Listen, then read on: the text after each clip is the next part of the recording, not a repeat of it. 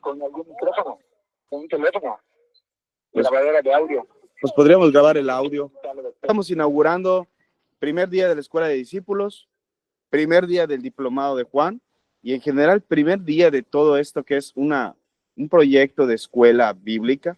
El objetivo es que mucho más adelante pues esto se convierta en la escuela bíblica, en un instituto bíblico de nuestra iglesia. Así que tienen ustedes el privilegio de estar arrancando, estar empezando todo esto. El respaldo de nuestras clases, de nuestros estudios, está muy avanzado ya en trámites para que la validez sea oficial. Así que no se preocupen porque estén perdiendo el tiempo, no estamos perdiendo el tiempo. Estudiar la palabra nunca es una pérdida de tiempo, ¿no? Pero validar los estudios para poder continuarlos luego en otros institutos también es importante. Entonces, el diplomado dura 6 meses y el objetivo es que nosotros estudiemos el Evangelio de Juan, y en general nos convirtamos en personas que dominen la teología, la interpretación del Evangelio. Entonces, sé que muchos de ustedes nunca han tenido un estudio formal de la palabra y este es el primero que van a estar teniendo. Y quisimos entrar directo a estudio bíblico en vez de entrar como la mayoría de seminarios hacen, homilética, hermenéutica, etcétera, porque yo quiero probar una nueva forma de impartir teología que es práctica, que es llevar al alumno a aplicar herramientas, vaya adquiriendo las herramientas en la medida en las que las va necesitando. Hoy estamos iniciando con un material, tenemos un libro de texto, se lo voy a mostrar. Este es el libro de texto. Vamos a usarlo como texto base, es el comentario de John MacArthur del Nuevo Testamento. Este es el tomo de Juan. Él tiene un tomo como este para cada libro de la Biblia. Y el comentario, pues lo que hace es un resumen y también un estudio profundo de cada uno de los libros. Luego vamos a estar viendo las características de los comentarios, qué es un comentario, etcétera. Pero no se ofusquen, no se pongan a pensar en esto. Este es nuestro libro de texto y punto. ¿Qué es lo que voy a hacer con este libro? Bueno, leerlo, resumirlo, entenderlo, responder preguntas y sobre todo hacer preguntas. Acuérdense que estamos tratando de implementar un método de estudio basado en preguntas, es decir, las preguntas que ustedes hacen. Mientras ustedes hagan más preguntas, tengan más dudas, hagan más cuestionamientos, más vamos a aprender. Yo voy a venir a la clase y voy a hacer un breve resumen y voy a tocar algunos puntos que se tocan también en el comentario y después vamos a dar paso, como lo hacíamos también en la clase de membresía, a una sección de preguntas y respuestas, que es la parte más importante de la clase, porque es donde vamos a ir aclarando cada una de las dudas. Así que es muy importante que ustedes, pues, estén atentos y también lean el material para que puedan hacer preguntas. Si usted no lee el material, pues no va a saber qué preguntar, ¿verdad? Dafne está sacando copias de este comentario para los que quieran. Por ejemplo, fueron 20 pesos hoy, ¿no? Uh-huh. Ajá. Sin embargo, yo le estaba diciendo que este libro realmente llega a estar en oferta en Amazon hasta en 500 pesos todo el libro. Y si ustedes sacan cuentas, sale hasta más barato tener el libro completo, el original, en pasta dura. Este es pasta dura, para tenerlo en físico, para tenerlo en casa y estar armando la colección, ¿sí? Que hasta sacar copias que luego se te van a perder y el engargolado se destruye, etcétera. Entonces, para los que quieran, la verdad yo les recomiendo que mejor consigan el libro.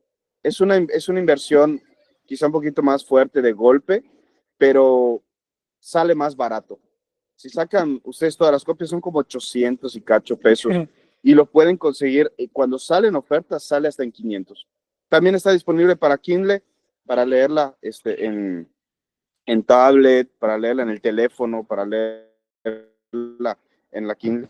Entonces también la pueden leer ahí para el que le gusta digital, pero pues la verdad es que está económico. Es un libro que, este tipo de libros normalmente estaban en 1600 y la baja demanda que tienen en este tiempo, así que sean muy baratos, ¿vale? También preparamos un material extra que se llama Guía Holman para entender la Biblia. Estaba diciendo Dafne que saquemos copias semana con semana, pero también se los vamos a pasar. Yo quiero pasárselos para que ustedes lo vean en PDF en el grupo. Ese es un resumen de toda la Biblia, resume todos los libros de una manera sencilla para poder estudiarlos. Entonces, hoy van a ver el primer libro que vamos a estudiar, que es Juan, y hay un pequeño resumen de todo el Evangelio de Juan. Como esta es la clase de introducción al libro, me gustaría que ustedes lo vayan leyendo. No sé si alguien está en su teléfono y no tiene manera de ver el PDF. No se preocupe, luego lo puede leer cuando termine la clase. Dale un ojito, son creo que 7 páginas nada más.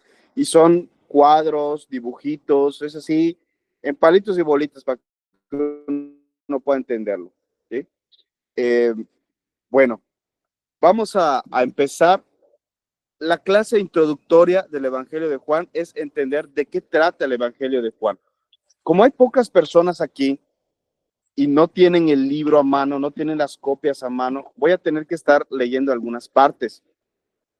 Yo creo que lo que vamos a hacer, vamos a tener que entregar las copias mañana, o sea, hoy en la tarde en el culto.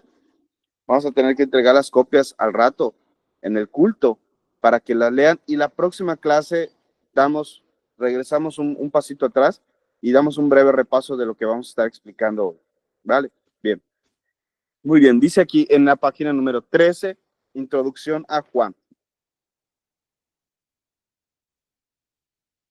Bien, dice así: Juan es único entre los evangelios. Los 3 primeros, que son los evangelios sinópticos, ¿verdad? Mateo, Marcos y Lucas, se conocen como los sinópticos. ¿Qué significa sinóptico? Sinóptico significa ver en conjunto, ver en unidad, ver desde 3 perspectivas, unir 3 puntos de vista en uno solo. Sin unidad, ópticos, ver en conjunto, ver en unidad. ¿Ok? ¿Por qué se llaman así? Porque Mateo, Marcos y Lucas, que son los 3 primeros libros del Nuevo Testamento, son evangelios muy parecidos. Si ustedes se ponen a leer estos 3 libros, pues pareciera que uno le copió al otro. Tienen algunas diferencias, hay algunas cositas que se relatan en uno y que en otro no, pero en general los 3 primeros evangelios pues empiezan igual. Casi siempre empiezan pues con el ministerio de Jesús. Mateo empieza con la genealogía de Cristo, Lucas empieza con el relato de la Navidad. Entonces hay ciertas diferencias, pero después de esto se unen y empiezan a hablar desde que Jesús es bautizado, y paso a paso van a través de los 3 años y medio del ministerio de Jesús. Entonces es como si 3 personas que hubieran vivido en la misma época estuvieran escribiendo y dijeran, bueno, ahorita vamos a contar el bautismo de Cristo. Mateo lo cuenta de una manera, Marcos de una y Lucas de otra. Y luego digan, bueno, ¿ahora qué vamos a contar? Bueno, vamos a contar las tentaciones. Muy bien. Y entonces van, y después van todos de la mano, en orden, tocando los mismos puntos. Por el contrario, Juan es el único evangelio que es totalmente diferente, es completamente diferente a los otros 3. Por eso los 3 primeros se llaman sinópticos, evangelios que relatan la vida de Jesús desde la misma óptica, desde el mismo punto de vista. Y el evangelio de Juan es único. Él ya conocía los evangelios, los otros 3 evangelios ya eran famosos cuando Juan escribió su propio libro. Entonces, ustedes se dan cuenta, cuando Juan habla de Jesús, nos dice cosas que aparentemente nosotros ya sabemos, como si ya hubiéramos leído los otros 3 libros, ¿sí? Por ejemplo, Juan nos habla acerca de los hijos de Zebedeo, y nunca ha hablado antes de los hijos de Zebedeo, nunca ha dicho quiénes son, porque eso, ¿quién caramba es Zebedeo? No lo dice, porque él escribe a personas que ya leyeron los otros 3 evangelios, ¿sí? O de repente cuando nos habla, no, Marta y María, ¿no? Y nunca se ha mencionado Marta y María. Y llegó Jesús a casa de Marta y María. ¿Quién Marta y María? Bueno, es porque nosotros ya debimos haber leído los otros evangelios y ya sabemos quién es Marta, quién es María, quién es Lázaro. Ya hasta sabemos que eran amigos de Jesús. ¿Y de dónde lo debimos haber sabido? Bueno, pues de los otros 3 evangelios, ¿sí? Entonces Juan relata además desde otra perspectiva. Él está más interesado en hablarnos de Jesús como Dios. Al contrario, los otros evangelios nos hablan de Jesús como rey, de Jesús como Mesías, de Jesús como maestro, pero Juan escribe en una época en donde ya el cristianismo ya está por todos lados, ya hay iglesias por toda Asia. En la ciudad de Éfeso, donde él era pastor, que es la ciudad más grande de Asia en aquella época, había una iglesia muy grande y ya habían incluso sectas cristianas. O sea, ya no solamente estaban evangelizando, sino que ya hay iglesias bien fundadas y hay gente que está predicando evangelios diferentes.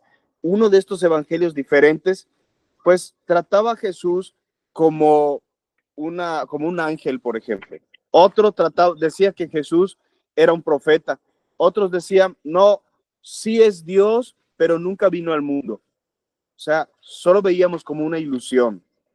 Otros decían, no, sí, por ratos era Dios, pero por ratos dejaba de ser Dios completamente y era completamente humano. Entonces habían tantas herejías acerca de Jesús que cuando él escribe su evangelio lo hace para dar la perspectiva de Dios. O sea, bueno, a ver, que haya un libro de texto, el que todos vamos a leer y todos vamos a creer lo mismo, ¿no? Y entonces esta es la razón por la que Juan escribe su libro. Dice MacArthur, incluso una lectura superficial de Juan revela fuertes diferencias con los 3 primeros. Los 4 contienen una mezcla de historia, narrativa y discursos de Jesús. En comparación, el Evangelio de Juan contiene una proporción más alta de discursos que de narrativa. Es decir, ya no nos cuenta tanto de los acontecimientos en la vida de Cristo, sino que está más interesado en recordarnos lo que Jesús dijo. No tanto lo que Jesús hizo como lo que Jesús dijo. ¿Ok? Entonces, primer punto, Juan es un evangelio diferente a los otros 3. Segundo punto, Juan está más interesado en lo que Jesús dijo que lo que Jesús hizo. ¿Ok? Muy bien. A diferencia de los sinópticos, Juan no tiene parábolas. Esto es importante. No contiene parábolas. Los otros evangelios se esmeraron en capturar las palabras de Jesús tal como él las dijo, para captar las parábolas y demostrar a través de las profecías de la Biblia que Jesús es el Mesías. No sé si ustedes asistieron al culto cuando vimos en el servicio, de hecho creo que está en YouTube, creo que está también en Spotify, una predicación que se llama La huella dactilar profética. Jesús el Mesías, parte 3, la huella dactilar profética. E hicimos un breve repaso acerca de las 30 y tantas profecías más importantes que aparecen en Mateo y cómo fueron cumplidas una por una en la vida de Jesús. Esto es lo que hace Mateo y esto es lo que hacen los sinópticos. Toman las profecías del Antiguo Testamento y dicen, y aquí Jesús hizo esto, y aquí Jesús hizo esto para que se cumpliese la palabra dicha por el profeta tal, ¿no? Y entró Jesús en un burrito para que se cumpliese la palabra dicha por el profeta Zacarías, ¿no? Y nació en Belén para que se cumpliese lo dicho por el profeta Miqueas. Y esto es lo que hacen los sinópticos. ¿Qué hizo Jesús y cómo cumplía? Y las parábolas eran parte de ese cumplimiento. En cambio, Juan, como eso ya está demostrado, ya 3 evangelios lo recontra demostraron a lo largo de la vida de Jesús, ya a él no le importa esto, entonces él se va a centrar entonces en el contenido de lo que Jesús dijo, incluso no diciéndolo de la forma exacta como Jesús lo dijo. Y con esto no estoy diciendo que Jesús haya tergiversado, que Juan haya cambiado las palabras de Jesús, sino que Juan se centra en el mensaje. Por ejemplo, discursos secretos, cosas que fueron dichas solamente para algunos discípulos y que no fueron dichas para la multitud, como el discurso en el aposento alto. Si ustedes leen los otros evangelios, antes de la muerte de Jesús en la última cena, pues solamente se dice lo que Jesús hizo. Y sentándose a la mesa, tomó la copa, tomó pan, lo partió a sus discípulos y todo. En cambio, Juan dice, y entonces Jesús empezó a entristecerse. O sea, ya nos habla de los sentimientos de Jesús, las actitudes de Jesús, y empezó a decir, de cierto os digo que uno me va a traicionar. Y empieza a relatar muchas cosas, y me van a dejar solo, pero yo no estoy solo, el Padre está conmigo, y cuando yo me haya ido, les voy a enviar otro consolador, y empieza a decir cosas que Jesús no dijo para todo el mundo, sino cosas que dijo en secreto. Discursos que Jesús dijo solamente para sus discípulos o para algunos discípulos, solo para los tres principales, Pedro, Santiago y Juan. Entonces, Juan se centra no en discursos académicos, enseñanza de Jesús, sino en el carácter de Jesús, los sentimientos de Jesús y la enseñanza secreta para los discípulos de Jesús. Por ejemplo, es aquí en Juan, donde Jesús dice, yo ya no les voy a llamar siervos, les llamaré amigos. Entonces el evangelio de Juan es un evangelio muy cercano, un evangelio que nos trata como amigos de Cristo, lo que los amigos de Cristo y solo los amigos cercanos de Cristo sabían, Juan nos lo comparte. Amén. Bien. En el tercer párrafo dice, por otra parte, Juan incluye una gran cantidad de material que no se encuentra en los sinópticos. Más del 90% del evangelio de Juan es original, no está en los demás evangelios. Y el otro 10% lo relata y como lo relatan los sinópticos, pero de una manera diferente. Entonces, vamos a ver qué partes no están en los otros evangelios. Para empezar, el prólogo. ¿Qué es el prólogo? ¿Alguien sabe qué es un prólogo? ¿Qué es el prólogo? Cuando vemos un libro y empezamos, la primera parte es un prólogo. ¿Qué es un prólogo? Aquí está, por ejemplo, este libro tiene un prólogo. ¿Qué es el prólogo? A ver, alguien que nos diga, ¿qué es un prólogo? Si no ¿Qué? estoy mal, hola, pastor, buenos días. El prólogo Hola, es, buenos días, es el inicio de un libro, ¿no? Cuando va empezando a entrar en contexto de qué va a tratar y así. Una sinopsis. Ok, el contexto, y dice Alex acá una sinopsis. Exactamente, esas dos palabras son perfectas para decirnos qué es un prólogo. Es una sinopsis. ¿Qué es una sinopsis? Acabamos de decir los evangelios sinópticos, ¿no? ¿Qué es una sinopsis? Es un resumen Sí, de lo que se va a tratar. un resumen, exacto, un resumen. Sí, vean qué interesante, porque etimológicamente, sinopsis, ¿qué significaba? Lo que acabas de decir, 3 puntos de vista en uno, ¿no? Ok. Pero para nosotros mexicanos del siglo XXI, ¿qué significa la sinopsis? Resumen, ¿ok? Esto nos dice que no siempre las raíces griegas nos dan un significado actualizado, ¿verdad? Entonces, los evangelios sinópticos son sinópticos porque nos dan 3 diferentes puntos de vista y se unen en uno, ¿ok? Ahora, un prólogo es una sinopsis o resumen de un libro cuyo objetivo es que nosotros tengamos el contexto, ¿ok? Voy a repetir lo que dije. Un prólogo es un resumen de un libro cuyo objetivo es que nosotros tengamos su contexto.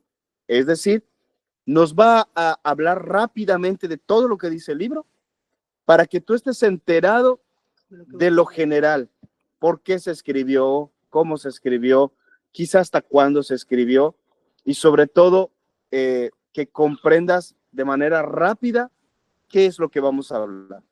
Prólogo, ¿sí? De prospron junto a logos, logoi, ciencia, estudio, tratado, es lo que está junto al escrito, lo que hay detrás del escrito. Por ejemplo, en el prólogo de este comentario nos dice, en este comentario he intentado dejar la verbosidad y solo decir lo que es directamente útil para la comprensión del texto. Entonces, está hablando MacArthur de cómo escribió él su comentario, ¿sí? Mira, lo que vas a leer no es tanto un montón de información, sino está comprimido en lo que es útil, ¿ya? Entonces es un prólogo, el contexto, ¿qué tipo de comentario es este? ¿Ya? Bien, en el prólogo de Juan está en el capítulo 1, ¿ok? Acuérdense que Juan empieza con la famosísima frase, en el principio era el verbo, y el verbo era con Dios, y el verbo era Dios, ¿no? Este era en el principio con Dios. Entonces, ¿por qué es un prólogo? Porque está hablando de manera general de la materia de su evangelio. Nos está diciendo, a ver, esta persona de quien vamos a hablar, ¿quién es? O sea, si voy a escribir un evangelio, tengo que decir quién es este del que estoy hablando. ¿Ok? Vamos a hacer un pequeño paréntesis. ¿Qué es un evangelio? ¿Qué es un evangelio? A ver, ¿alguien tiene una idea de qué es un evangelio? Porque es una palabra que usamos mucho, ¿verdad? ¿Y qué es un evangelio? Es el punto de vista de alguien hacia algo. Sí, sí, es un punto de vista. Miren, ¿cuántos saben que hay Una noticia. distintos? Es como Pero dar no una noticia, entendimos. perdón. Es como dar una noticia a alguien. Dar una noticia a alguien, etimológicamente eso significa evangelio, ¿verdad? Evangelion, buena nueva. Eu angelon, eu bien, angelon, mensaje, evangelion, buen mensaje, buena nueva, ¿no? Sí, etimológicamente, otra vez, la etimología como que se separa del significado moderno. Etimológicamente es una buena noticia, pero ¿qué es un evangelio para nosotros? Bueno, ¿cuántos saben que la Biblia está hecho por muchos libros, pero cada uno de estos libros está escrito en un estilo literario diferente? Por ejemplo, a ver, que alguien nos diga, ¿cuál es el estilo literario de los Salmos? ¿Cuál es? Poético. Poético. Poético, es poesía, ¿verdad? En la Biblia hay poesía, también hay narrativa, historia. A ver, un libro que sea narrativo. El Éxodo. Éxodo. El Éxodo es un libro narrativo, sí, algunas partes. Pero Hechos. también, curiosamente, en el Éxodo hay otro tipo de estilo literario. ¿Cuál será? Por ejemplo, Éxodo 20, ¿qué estilo literario es? ¿Qué hay en Éxodo 20? Los mandamientos, ¿verdad? Los 10 mandamientos. ¿Qué estilo literario es ese? Legislativo, leyes. Son leyes, ¿sí? Entonces, vean cómo en la Biblia hay poesía, hay historia, hay leyes. Apocalipsis o Daniel, ¿qué es? Profecía. Eso es otro estilo literario, es un estilo profético, ¿no? Y 4 libros, los 4 primeros libros del Nuevo Testamento, tienen un estilo literario único, que incluso no hay en ninguna otra parte del mundo. Es su propio estilo literario y se llama Evangelio. Si alguien les pregunta entonces, ¿qué estilo literario es Juan? Y yo digo narrativo, sería incorrecto. Si yo digo didáctico, es incorrecto. Profético, es incorrecto, no es. ¿Y qué estilo literario es Juan? Evangelio. Es evangelio. Es su propio estilo literario. ¿Por qué? Porque los evangelios son un estilo literario único. ¿Qué es un evangelio? Aquí va. Un evangelio es una biografía. Es una biografía. ¿Qué es una biografía? Descripción de una persona. Descripción de una persona, bios, bio y vida, grafos, descripción. Descripción de una vida. ¿Ok? Entonces, es la descripción de una vida. Pero los evangelios son una biografía con una característica diferente. A diferencia de una biografía común, una biografía se centra en hechos, fechas, nombres precisos, ¿no? Que van a relatar cronológicamente todo lo que ha hecho una persona, es decir, en orden, qué es lo que ha hecho una persona. Los evangelios no les importa mucho esto, quizá excepto a Lucas, que quiso ser más biográfico. Él dice, yo puse en orden todo, ¿no? Pero los demás no nos relatan la biografía de Jesús como una biografía, nos lo relatan como un mensaje. Por eso se llama evangelio, ¿sí? Buena nueva. Es decir, son una biografía centrada en el mensaje, ¿ok? En teología se llama biografía querigmática. Se los voy a poner por escrito luego, y creo que está en la guía Holman. Biografía querigmática, es decir, es una biografía pero centrada en el mensaje. No pierdan de vista esto. Un evangelio, si vamos a estudiar el evangelio de Juan, tenemos que saber qué es un evangelio, ¿ok? Entonces, el evangelio es una biografía centrada en el mensaje. ¿Ya lo apuntaste? ¿Lo escribiste en tu libretita? De seguro estás desayunando nada más mientras me escuchas. Todo te va a olvidar todo. Bien. Ok. Entonces continuamos. El Evangelio de Juan, 90% es material nuevo. En la primera parte está su prólogo. El prólogo es un resumen del libro para meternos en su contexto. ¿Ya? Pero espero que estén apuntándolo. Y si no lo está apuntando, que lo entienda. Porque ya dijimos varios conceptos aquí, varias cosillas. Y yo sé que de repente puede ser complicado para alguien, por ejemplo, que, no sé, apenas terminó la primaria, esas cosas que estamos diciendo, chispalo, ya, creo que no voy a volver a entrar a esta clase. No, hermanos, no se me desespere. Vamos a ir al ritmo de cada quien. Si usted no lo entendió, volvemos a repetirlo. Si las palabras que estoy usando no son entendibles, me hacen preguntas y lo hacemos más sencillo, ¿ok? Muy bien, seguimos. En el prólogo, Juan entonces habla de Jesús antes de que él viniera al mundo. Por eso dice, en el principio. ¿Cuál principio? ¿Cuál principio? O se inició Antes de la creación. fundación del mundo, ¿verdad? En el principio, ¿quién era? Dice, él, el que voy a hablar, en el principio era el logos, o sea, el verbo, dice. Y el verbo o el logos, entonces, ¿qué caramba? Empieza a darnos un primer concepto que es un poco difícil de entender. Logos, ¿qué es? Bueno, logos es una palabra griega que tiene 20 significados. Palabra, ciencia, estudio, tratado, ciencia, verbo. Entonces, ¿qué es? Es como si Juan nos dijera el conocimiento, la sabiduría. Bueno, Jesús era la palabra de Dios. En el principio Jesús era la palabra. En el principio él era, lo tradujeron el verbo, pero en realidad es la palabra, es decir, es Dios expresado. Es Dios, pero entendible. Es el Dios que podemos comprender. En el principio era el verbo. Pablo el apóstol dice que Jesús es la imagen visible del Dios invisible. Esto es lo que dice Juan. Y a Dios nadie le ha visto nunca. ¿Sabía esto? Ni Moisés vio a Dios. Eso de que Moisés vio a Dios, no. Nos explica la palabra que él vio al ángel de Jehová.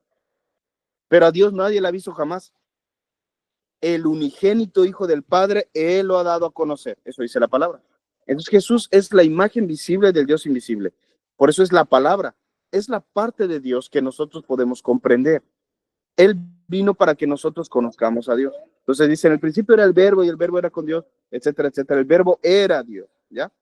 En el principio estaba con Dios. Y luego sigue diciendo que él hizo al mundo, que su propósito era venir al mundo, pero el mundo no lo quiso recibir, pero los que lo recibieron los convirtió en hijos de Dios. Entonces, si se dan cuenta, es el resumen de su evangelio. De eso trata. Se trata de cómo Dios vino al mundo para salvar al mundo. El mundo rechaza a Dios, pero algunos reciben a Dios y a los que reciben a Dios los convierte en hijos de Dios. ¿Ya? Entonces, es un prólogo, ¿sí? Es un resumen de todo lo que va a decirnos para ponernos en contexto acerca de quién es esta persona de la que él va a hablar, ¿ya? Hay otras partes del evangelio de Juan que tampoco están en los otros evangelios. El ministerio temprano en Judea y Samaria no aparece en otros evangelios. Su primer milagro, su diálogo con Nicodemo, porque es un diálogo secreto, Iván, esas conversaciones que nadie más escuchó, que los que estaban muy pegados a Cristo, vaya, es el discípulo amado, el que se recostaba en el pecho de Jesús en los discipulados, ¿sí? Entonces, nos puede dar cosas que otros no tenían. La curación del cojo, el encuentro con la mujer samaritana, el discurso del pan de vida en Juan 6, importantísimo, su afirmación de que él es el agua viva, las veces que él dijo el yo soy, 7 veces en Juan, él dice yo soy, es su apropiación de los nombres de Dios. Su discurso como el buen pastor, la resurrección de Lázaro, el lavatorio de pies de los discípulos, son cosas que solamente Juan nos dice. El discurso en el aposento alto, la oración sacerdotal de Jesús, la otra pesca milagrosa, la restauración de Pedro y algunas enseñanzas cortitas que solamente aparecen en Juan. ¿Ok? Bien, Si ustedes se dan cuenta, hermanos, entonces estas partes de Juan lo hacen un evangelio único. No estamos estudiando los sinópticos primero estamos estudiando el evangelio de Juan porque tiene la característica de ser un libro muy evangelístico. Entonces, por eso lo elegí para iniciar. Algunos dirían, pastor, ¿y por qué no empezamos primero con los sinópticos, no? Bueno, si Juan les está haciendo un poco difícil, imagínense si empezáramos con datos y fechas, etcétera. No. Yo primero se fogueen con un libro relativamente sencillo de estudiar y después vamos a otras cosas. ¿Vale? Muy bien. ¿Quién escribió el libro de Juan, hermanos? ¿Quién escribió el libro de Juan? ¿Juan? Juan, Juan el Bautista. ¿Cuál Juan? Juan el discípulo. Juan el discípulo. ¿Cuál es la evidencia que tenemos de que Juan el discípulo haya escrito este libro? O sea, ¿por qué? ¿Cómo lo sabemos? Si nosotros leemos, por ejemplo, primero a los Corintios, sabemos que lo escribió Pablo porque dice, Pablo, apóstol de Jesucristo, bla, bla, bla, bla, bla, bla, bla, ¿no? Y firma todavía al final del libro, yo, Pablo, firmo de mi propia mano esta carta. Pues yo sé que le escribió Pablo porque Pablo lo dice. Pero ¿dónde dice Juan que él lo escribió? A ver, que alguien nos dé una pista. ¿Dónde lo dice? ¿Lo dice en alguna parte de su evangelio? ¿Alguien que se acuerde algo? Nada. Si no, mal, Rich cuando dice, hijitos míos, con una frase así, ¿no? Uh-huh. Pero eso, ¿cómo nos dice que es Juan? Y fíjate que es interesante lo que dice Isaac, porque las tres cartas de Juan que sí están, que son firmadas como el anciano, ni siquiera como Juan, dice hijitos míos, es de un estilo totalmente diferente al evangelio de Juan. En el evangelio nunca menciona en ese tono hijitos míos. Fíjate que eso hubiera sido tremendamente importante para que supiéramos que Juan, si él hubiera iniciado su evangelio como hijitos míos, les escribo esto, y luego la otra carta nos la escribe igual, bueno, ya quedó claro que es él, pero nada. Las cartas de Juan y el evangelio de Juan son muy diferentes. Hasta incluso hay personas que afirman que fueron escritas por dos personas diferentes. Bien, vamos a ver las evidencias de que Juan es el autor del evangelio de Juan, porque hay mucha gente fuera de la iglesia que dice que no, que esta carta, este evangelio, lo escribió una persona X, ahí por ejemplo, y que la escribió en el siglo II después de Cristo, que fue inventado para que cuadraran todas las cosas, y claro, pareciera que Jesús es el Mesías. Pero no, hay fuertes evidencias de que Juan escribió este evangelio. En la página 15 dice, autoría del evangelio de Juan. Al igual que los otros tres evangelios, el de Juan no nombra a su autor, o sea que es un libro anónimo. Pero de acuerdo al testimonio de la iglesia primitiva, fue el apóstol Juan quien lo escribió. Aquí viene algo muy importante. El hermano Ireneo, que vivió a partir del 130 hasta el 200 después de Cristo, fíjense, él era un discípulo de un famoso cristiano, Policarpo. ¿Quién sabe quién es Policarpo? Lo hemos recontramencionado en los discipulados. Era igual, era discípulo de Juan, ¿no? Exactamente. Sí. Ireneo era discípulo de Policarpo y Policarpo fue discípulo directo de Juan. Ireneo escribió una carta muy importante, famosísima, que relata sobre la iglesia primitiva. Y en esta carta él deja muy claro que para Policarpo, según Policarpo, el que escribió el evangelio de Juan fue precisamente Juan, el apóstol de Jesús, el llamado apóstol amado o discípulo amado, el que fue llevado a la isla de Patmos, donde escribió el Apocalipsis, y el que fue martirizado, el que fue pastor de la iglesia de Éfeso. O sea, Juan, hijo de Zebedeo, hermano de Santiago, uno de los tres principales discípulos de Jesús, uno de los llamados Boanerges, hijos del trueno. Y entonces si tenemos a una persona que está pero a unos cuantos años de Jesús, pues es una fuerte evidencia, ¿sí? Es una fuerte evidencia, es como que yo dijera, yo, discípulo, no sé, de mi maestro, el hermano Oscar Góngora, ¿no? Y yo digo, yo les enseño que él escribió este libro y ustedes, mis discípulos, dicen, bueno, pues Ricardo nos enseñó que lo escribió el hermano Oscar y él lo conoció, fue directamente su discípulo. Hermano, pues ustedes, es una evidencia muy fuerte, ¿sí? De que Juan lo escribió. Hay otras evidencias. Ireneo escribió esta carta que se llama Contra las herejías. La pueden bajar incluso por internet, pero es una lectura muy pesada. Solo es importante que ustedes sepan que Ireneo, discípulo de Policarpo, discípulo de Juan, dice que fue Juan, ¿ya? Es todo lo que tienes que saber. Policarpo es ese famoso hombre del que yo les he hablado que murió quemado y que glorificó a Dios mientras estaba en la hoguera, ¿se acuerdan?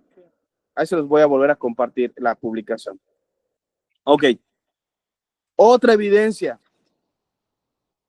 Dice,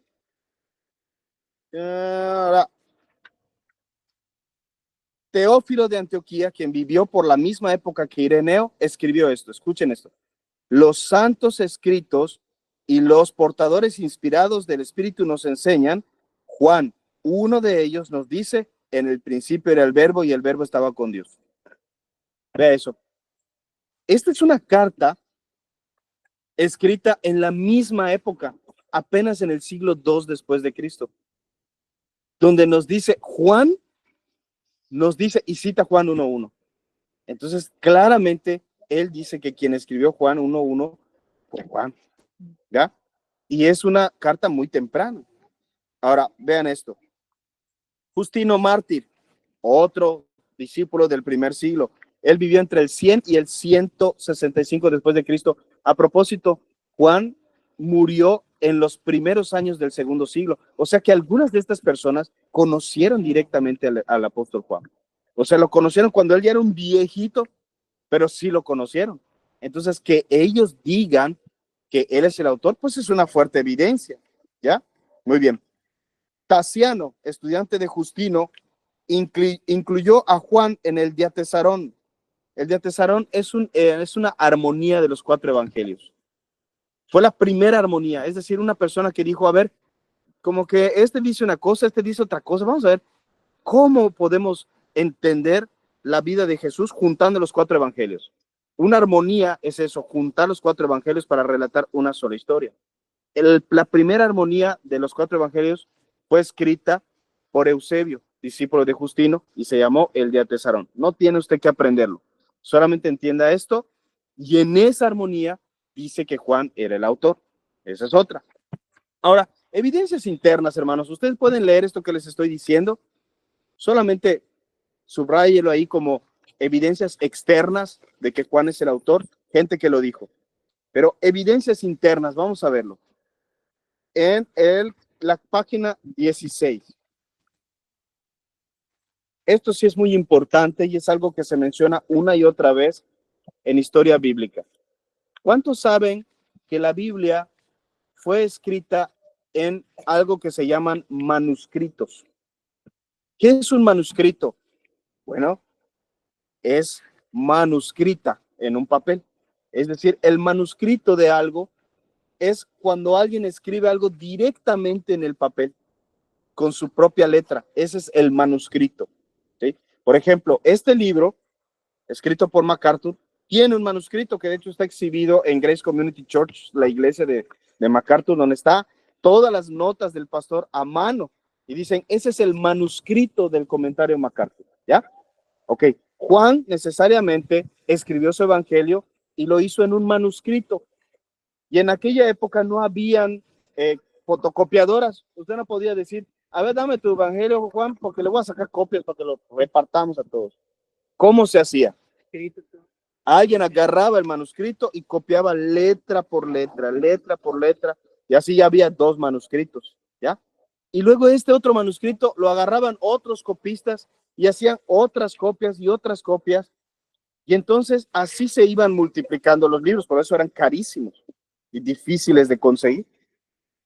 Reyes nada más tenían manuscritos de los libros originales. y por eso no hay tantos, no hay manuscritos de los originales. El manuscrito original de Juan no hay, pero de manera muy interesante, hay un pedazo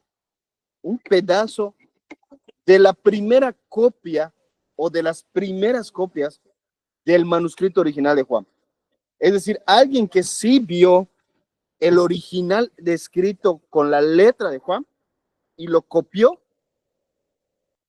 guardó esos papeles en un ánfora bien tapada y se conservó y lo enterraron en un lugar muy interesante cerca de Etiopía, en el sur de Egipto. Años después, 2000 años después, alguien sacó ese ánfora y cuando empezaron a revisar todos los papeles que había un pedazo de manuscrito y cuando le hicieron pruebas para encontrar de qué año era, se encontraron que este manuscrito era de los primeros años del siglo II, entre el 100 al 130 después de Cristo. Esto es interesante porque ese manuscrito incluso es contemporáneo de Juan, todavía vivía el apóstol Juan. Este manuscrito se llama manuscrito P50, aquí está P52, fragmento P52. Les voy a leer un pedacito de lo que dice el libro de MacArthur. Vean, dice: el pasaje existente más antiguo de un libro neotestamentario es un pequeñísimo fragmento, el fragmento P52, que contiene unos pocos versículos de Juan 18, cuya datación es cercana o anterior al 130 después de Cristo. ¿Por qué es importante esto? ¿Por qué es importante que este manuscrito sea del 120, por ejemplo, después de Cristo, o del 110, algunas dataciones después de Cristo? Porque si el Evangelio de Juan en el 110 después de Cristo ya había llegado copias de él en lugares tan lejanos como Etiopía y Egipto, quiere decir que fue escrito antes del 100 después de Cristo, ¿ya? Entonces se cae el argumento de los ateos, que fíjense que durante 1900 años estuvieron dale de que Juan fue escrito en el 300, que es un invento, que lo hicieron copistas para hacer pasar a Jesús como el Mesías. Y de repente en el siglo XX, eso fue un mega descubrimiento, fue una bofetada en la cara de los ateos. Sale un pedazo de Juan del siglo I, de la primera década del siglo I, y en Egipto. O sea que para que haya llegado ahí fue escrito antes del 90 después de Cristo. Y con eso se acabó la discusión. El Evangelio de Juan es un evangelio auténtico, escrito en Grecia en el siglo I después de Cristo. ¿Ya? Pues con esto queda muy claro, que ya nos deja muy claro que quien lo escribió tuvo que haber sido una persona de mucha autoridad en Asia Menor en el siglo I. ¿Quién era la persona de mayor autoridad en Asia en el siglo I? Solo Juan. Era el único apóstol que quedaba con vida. Otra evidencia interna. Bien. Hay una famosa síntesis, un famoso resumen de las evidencias internas de Juan, que fue escrito por el pastor J.C. Westcott y nunca ha sido refutado. Él hace un acercamiento, le llamamos pensamiento circular, en círculos más grandes, más pequeños, hasta llegar a quién lo escribió. Vamos a ver.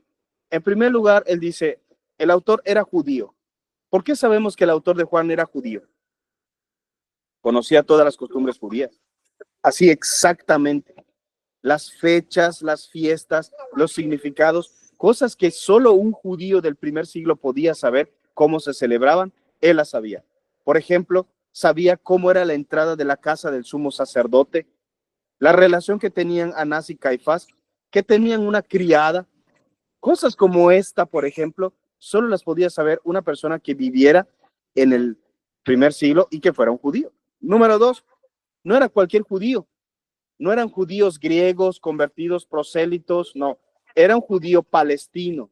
Era un judío que vivió en Palestina en aquella época. ¿Por qué lo sabemos? Las distancias, las ciudades, sabía el nombre de las ciudades, qué distancia había entre tal ciudad y tal ciudad.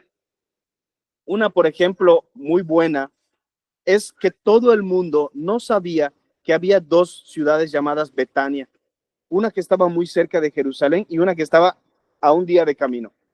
Juan es el único que hace la diferencia entre estas dos Betanias. Y esto se consideraba un error hasta que en 1910 y cacho, la arqueología descubrió las ruinas de la segunda Betania. Esto confirma que la persona que escribió este evangelio realmente vivió ahí, no se equivocaba, sabía lo que decía. ¿Sí? Entonces era un judío palestino. 3, fue un testigo ocular. O sea, percibió de primera mano las cosas que Jesús hizo. ¿Cómo lo sabemos? Bueno, por los detalles. Detalles tan significativos, por ejemplo, cosillas como Jesús se quitó su manto y lavó los pies de sus discípulos. Solamente estaban los 12 ahí. Otra, el vestido de Jesús era de una sola costura. Solo Juan lo menciona. Es un detalle que otros no mencionan y que para otros pasaría desapercibido, pero para Juan era importante. Él lo sabía perfectamente.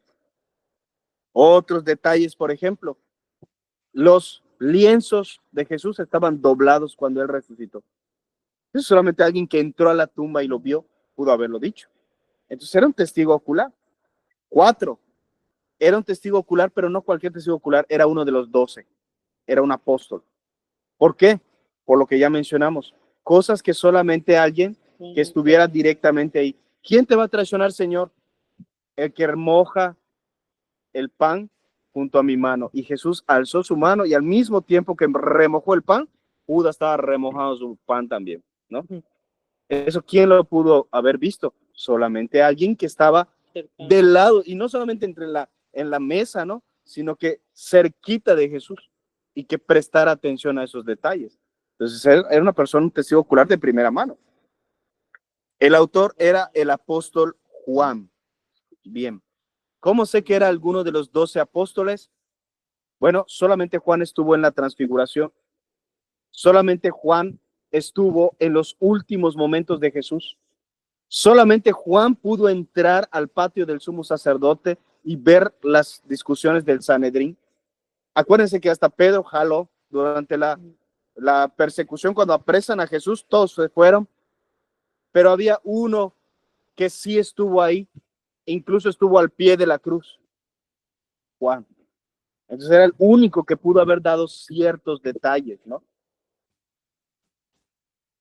Esta es evidencia interna de que Juan era el autor, ¿ok? Muy bien. ¿Cuándo fue escrito el Evangelio de Juan? ¿Cuándo fue escrito el Evangelio de Juan? Esto es lo que mencionaba hace rato. Esto es muy importante. Escuchen esto. El Evangelio de Juan se escribió mucho después de la muerte de Pedro. Pedro murió en el 67, 68 después de Cristo. Por el rumor de que Juan viviría para ver la segunda venida. Acuérdense, Jesús había dicho, cuando Pedro le preguntó, maestro, ¿y este qué? Porque le había dicho, no, tú vas a morir así, te van a obligar, te van a ir a donde no quieras. En pocas palabras, le dijo, me vas a glorificar muriendo crucificado, ¿no? Y Pedro dice, ¿y este? Y Jesús le dice, bueno, a ti, sí, yo quiero que se quede hasta que yo regrese, ¿a ti qué te importa, no? Y por esa frase, todos dijeron, maestro, no se va a morir. Va a ver que Jesús regrese, lo van a llevar directamente por Cristo. Y había esa leyenda. No sucedió, pero la leyenda perduró y lo sabemos porque Pablo también lo menciona. Y Juan en sus cartas también lo menciona. Y sabemos que ya no quedaba ningún apóstol cuando Juan todavía vivía, por la leyenda que se regó. Ireneo, Himeneo también, Eusebio y otros padres de la iglesia mencionan que era tan viejito Juan que todos pensaban, estaban pendientes de, se enfermaba el apóstol Juan, iba todo el mundo a verlo porque más ya va a venir Cristo, porque ya se está muriendo el apóstol anciano, ¿no? Y pensaban, no, pues si digo el Señor que no se va a morir antes de que venga, ya va a venir Cristo porque Juan ya está muy viejito, ¿no? Y estaban muy pendientes y muchos de ellos mencionan que ya era el último apóstol.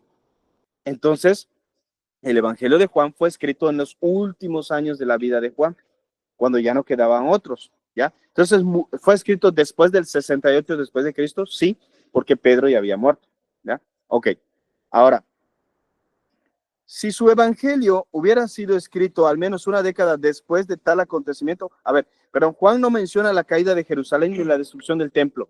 La destrucción del templo ocurrió en el 70 después de Cristo. Esto es irrefutable. No pudo ser escrito entre el 70 y el 80. ¿Por qué? Porque entre el 70 y el 80 ocurrió algo que se llama la diáspora judía. Después de que los romanos destruyeron el templo, empezaron a saquear toda Judea y uno por uno los judíos empezaron a ser perseguidos. Y empezaron a ser perseguidos por todo el mundo hasta el punto que nadie, ni un judío, quedó en Palestina. Todos empezaron a huir y a esconderse. Y entonces, si hubiera sido escrito entre el 70 y el 80 después de Cristo, Juan hubiera mencionado la destrucción del templo. Pero la destrucción del templo no es mencionada por Juan como si la menciona Mateo, por ejemplo, como profecía. Quiere decir que fue escrito cuando ya las aguas se habían asentado. Ya los judíos ya no estaban en Jerusalén, todo el mundo lo sabía, que el templo había sido destruido, que Judea había sido saqueada, que los judíos habían sido masacrados.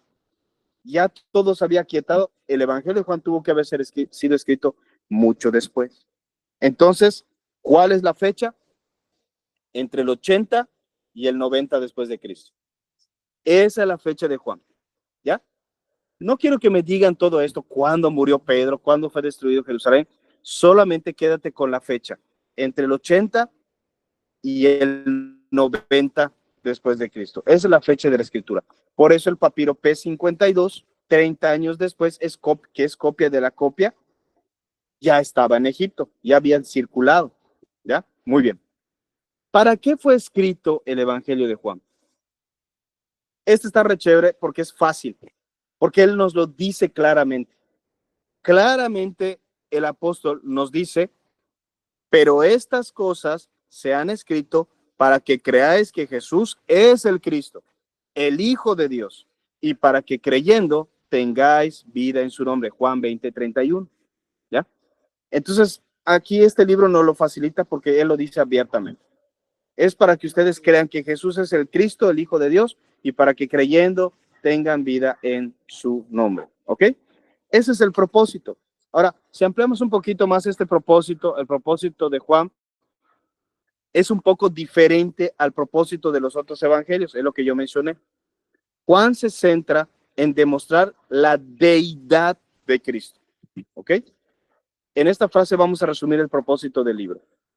Juan se centra en demostrar la deidad de Cristo. Jesús como Dios. Jesús como Dios. No demostrar solamente que Jesús es el Cristo, sino que Jesús es el Hijo de Dios. Y decir que Jesús es el Hijo de Dios significa que Jesús es Dios en persona. ¿Ok? El propósito de los otros evangelios es demostrar que Jesús es el Cristo, el cumplimiento de las profecías, etc. Juan es que Jesús es el Cristo, pero que es el Hijo de Dios, o sea, Dios, y que como Dios es el que puede salvar. ¿Ok? Ese es el propósito del libro. La deidad de Jesucristo. Amén. Bien. Un bosquejo del libro, partes de cómo está hecho Juan. No vamos a abundar en ello, pero es muy sencillo. Juan está escrito de la siguiente manera. Tiene un prólogo y un epílogo. El prólogo, ya dijimos, es el resumen para darnos contexto. Y el epílogo es la conclusión, donde habla sobre Pedro, restaura a Pedro y después dice, Jesús hizo muchas cosas, pero pues si fueran escritas todas en libros, no cabrían libros para relatar todo. Les escogí solamente algunas que son las necesarias para que tú puedas creer que Jesús es el Cristo, que es Dios, y para que lo creas y te salves, ¿no? Ese es el epílogo. Y entre el prólogo y el epílogo está el contenido, y este contenido está en dos partes. La primera parte es el ministerio de Jesús y su enfrentamiento con los judíos, y la segunda parte es el rechazo de Jesús por parte de los judíos, su crucifixión, su muerte y su resurrección, es decir, la conclusión de su ministerio. El principio de su ministerio, cómo fue él enfrentándose cada vez más a los judíos, y la conclusión de su ministerio, cómo el haber enfrentado a los judíos terminó en su martirio, su muerte y su resurrección. Eso es todo Juan. Si vamos a resumir todo Juan, está así: prólogo, epílogo, y entre las dos partes, el inicio de su ministerio y la conclusión de su ministerio. Fuera. Es una buena forma de dividir Juan. Nosotros a lo largo de estos 6 meses vamos a ir estudiándolos parte por parte, uno por uno. El prólogo, parte 1, parte 2, bla, bla, bla, bla, bla, bla. Vamos a dividirlo y vamos a terminar con un epílogo y una conclusión. ¿Ok? Pero en pocas palabras, así está escrito el Evangelio de Juan. Bien, hermanos, entonces, resumiendo y antes de dar paso a las preguntas, el Evangelio de Juan es un evangelio muy diferente a todos los demás, porque fue escrito después de todos ellos, fue escrito entre el 80 y el 90 después de Cristo, fue escrito por el apóstol Juan. De esto hay evidencias externas, porque nos lo dicen discípulos directos, y hay evidencias, y el papiro P52, y hay evidencias internas, como por ejemplo, que el autor era un judío de Palestina, era un testigo ocular, era un apóstol, era directamente el apóstol Juan, ¿sí? Este evangelio tiene un propósito, que es enfatizar la deidad de Jesucristo, es decir, que Jesús es Dios. Y fue escrito para nosotros de una manera muy sencilla, entre un prólogo y un epílogo, con 2 partes en medio: el inicio y el final del ministerio de Jesús. ¿Ok? Entre sus particularidades es el 90% de lo que está escrito ahí no está en los otros evangelios, no contiene parábolas, tampoco contiene expulsiones de demonios. Los milagros que están ahí son milagros seleccionados porque dan evidencia de la deidad de Jesús, y contiene discursos secretos, discursos particulares, cosas que solamente un discípulo muy cercano podía haber escuchado. ¿Ok? En pocas palabras, esta es una vista general, es una introducción al Evangelio de Juan. ¿Cuál es el estilo literario? El estilo literario es evangelio. ¿Ok? Muy bien. Bueno, vamos a dar paso a algunos comentarios y preguntas, y después vamos a revisar un material extra que les trajimos aquí de la guía Holman.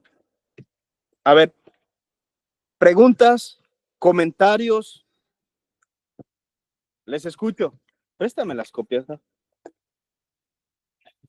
Pero ¿cuál es? De Holman. Les escucho, Yo hermanos. ¿Sí? yo tengo una pregunta. Dice que Juan, no sé si me quedó claro, pero para que pueda repetirlo y yo lo tenga bien en mis anotes. ¿Sí? Entre el 70 y el 90 fue cuando Juan escribe las cartas, ¿no? Y más o menos en el 90 es cuando fallece. No está clara la fecha en la que fallece Juan, pero el Evangelio de Juan es escrito entre el 80 y el 90. De hecho, es escrito aparentemente después de las cartas. Y en que mencionó la destrucción del templo, ¿es en qué, más o menos, qué año fue? El 70. Fue antes. Ah, Sí. Por ejemplo, vamos a ordenarlo, ¿no? En el 68, Pedro es decapitado en Roma. En el 70, Tito destruye Jerusalén y el templo. Entre el 70 y el 80, Juan escribe sus cartas. Y entre el 80 y el 90, Juan escribe el Evangelio de Juan. Y entre el 90 y el 97, Juan escribe el Apocalipsis. Y algunos creen que Juan muere entre el 97 y el 100 y cachito.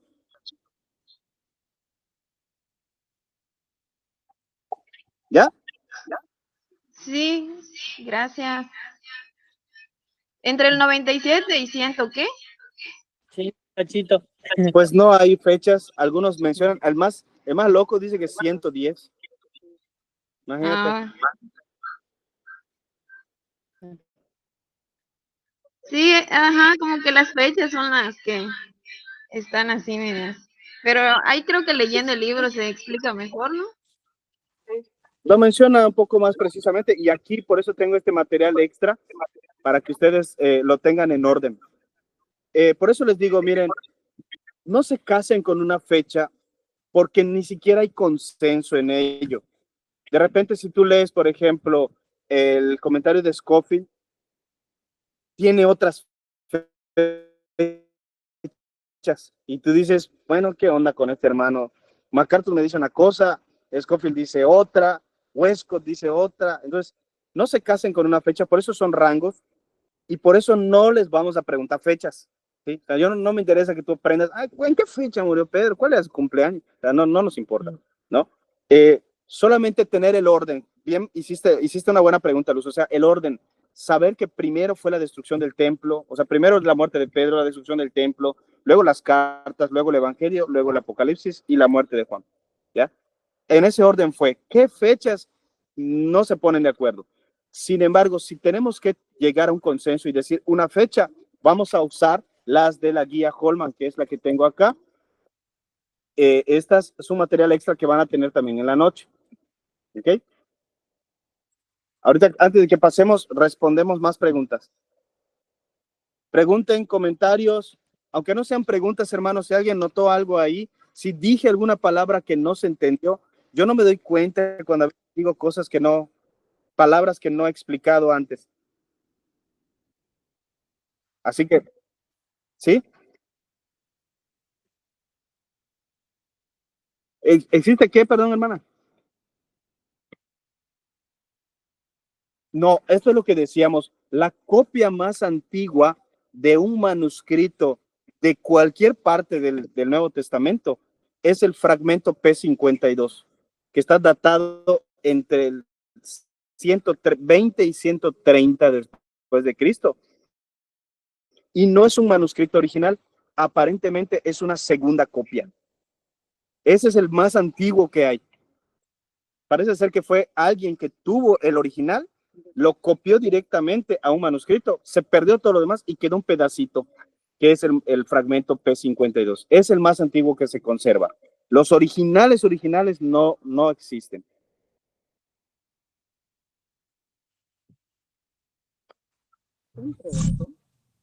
Es la hermana Jenny que preguntó, hermana. Ah, mira, sí, es la hermana Jenny. Gracias, hermana.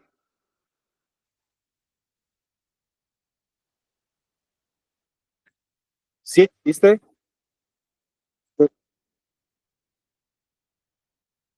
No, solo Hay manuscritos de otros evangelios, muchos, pero el más antiguo es el P52. Los demás manuscritos tienen fechas posteriores. Por ejemplo, del Evangelio de Mateo hay copias que son completas, pero son del segundo y del tercer siglo después de Cristo.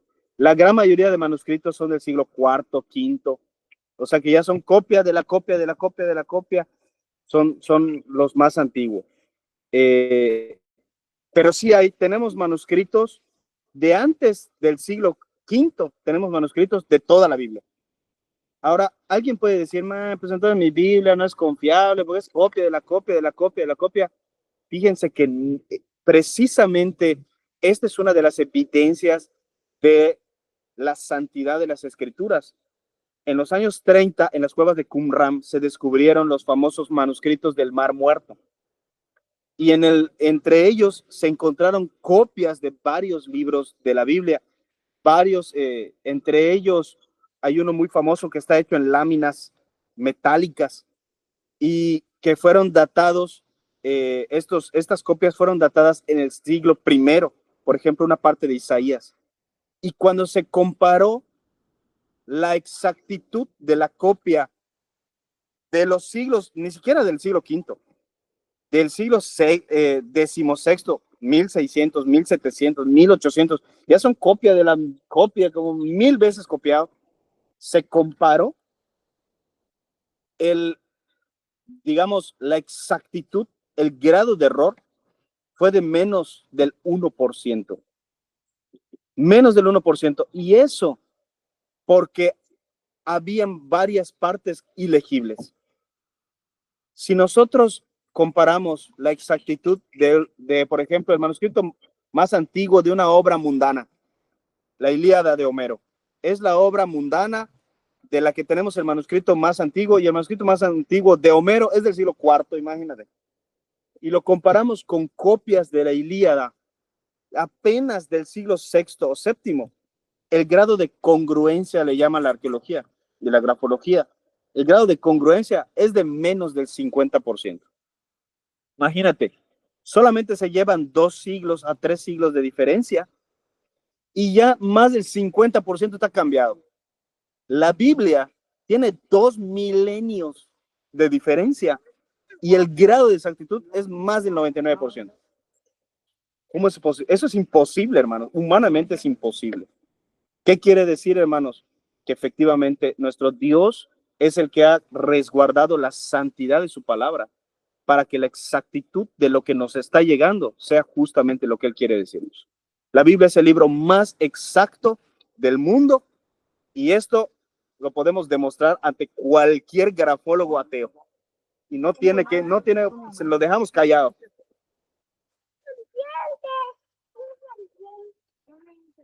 No sé si me di a entender. Bien, ¿alguien tiene alguna otra pregunta, comentario? Los que están acá presentes.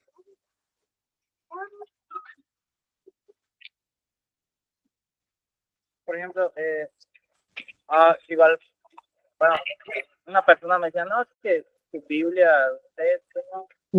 no tiene sabiduría ni otros textos. ¿No? Le digo, pues es que no. O sea, yo le comentaba a esa persona, ¿no? Que no tiene fundamento, ¿no? Y de que, y como comentaban, de que fue que, no sé, otra persona le escribió, así como los libros que tenemos, que sí tienen un fundamento. Entonces no sé si era correcto lo que le contesté a esa persona, porque pues hay personas que se aferran, ¿no? De tu Biblia no tiene tal libro, ¿no? O sea, Sí. Ok. Que le fueron sustraídos algunos libros. Ok. La historia de por qué nuestra Biblia, dice Pablo, que una persona le dijo, no, a tu Biblia le faltan libros, ¿no? Por ejemplo, no tiene sabiduría, Eclesiástico, Macabeos, Baruch, etcétera, ¿no? Tu Biblia no está completa. Bien, a ver, ni nosotros le quitamos libros a la Biblia, ni los católicos le pusieron libros a la Biblia. Los llamados libros deuterocanónicos o del segundo canon son eso, son un segundo canon, tanto para nosotros como para los católicos. ¿Qué significa eso? Que hay un canon. ¿Qué es un canon?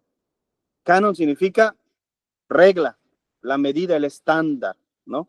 Entonces, el canon es todos los libros que la iglesia, de manera general, acepta como libros inspirados por Dios. ¿Cómo sabemos que son inspirados por Dios?